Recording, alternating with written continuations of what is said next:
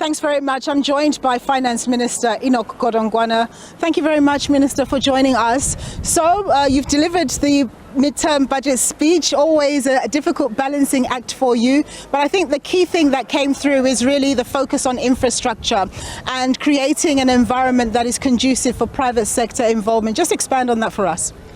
Let me just say the key thing, even we are talking about debt or anything else, our major problem in South Africa is a growth problem.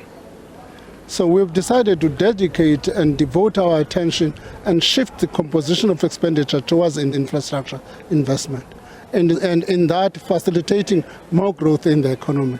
That's precisely what we're talking about. Then we've developed a number of products which are going to help the private sector to participate.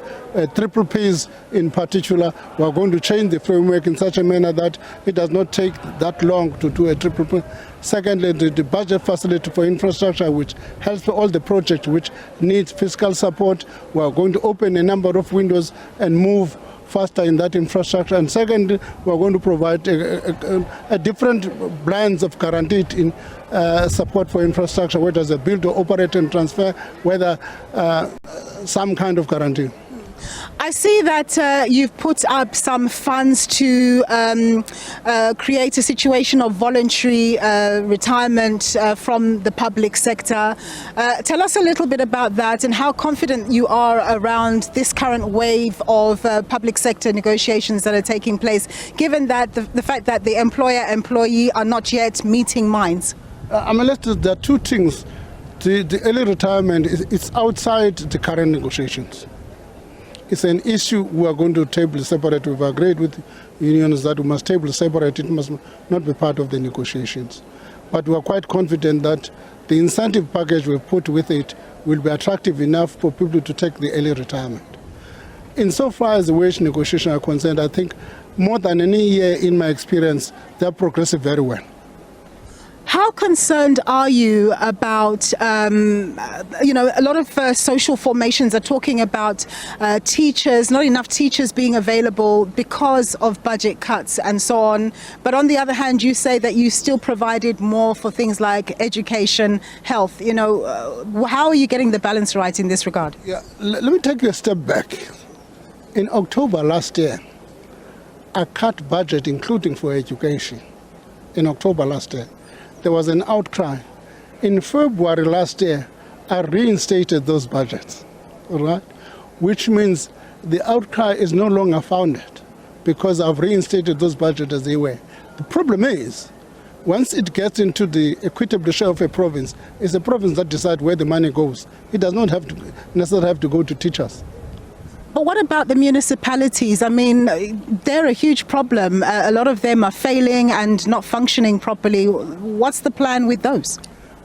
That's the fundamental point we're raising, is that the municipalities are key center of delivery. In fact, they are a face of government. If the municipalities are failing, therefore people revolt against government because of that failure. They think that it's government that's not performing, whereas it's the municipality they face. We think that there must be a concerted effort to make sure that we reform how the municipalities function. So you've decided, you talked about it before, tough love a couple of years ago when it comes to SOEs, and you seem to be keeping with that vein. But it sounds as though Transnet needs a lot more capital than it's managed to tap on. So how are you going to resolve that situation? I know that you're pushing the PPPs, but even then you're only bringing out the municipal PPP document in June of next year. I mean, people are frustrated. Transnet is not a municipality. Let's distinguish between those two. Let me just say, Transnet, I gave them a 47 billion rand guarantee, not a bailout, it's a guarantee. They've got to perform and pay for it.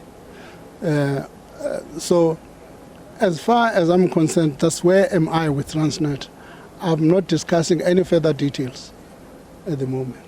Okay, no, that's fair enough. And just lastly, Eskom, are you satisfied with their progress? And I understand that you've held back on the amount of support you were giving them before. You've held back due to them not necessarily fulfilling all the conditions. Can you speak a little bit about that? When I give money, it's always conditions attached to it.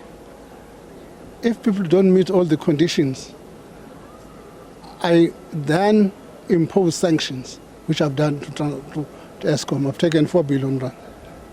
4 billion rand. Otherwise, how do you think they're progressing? They're progressing now, but not at the pace in which we would have required them to do. But I think there's an improvement in their performance and their finances.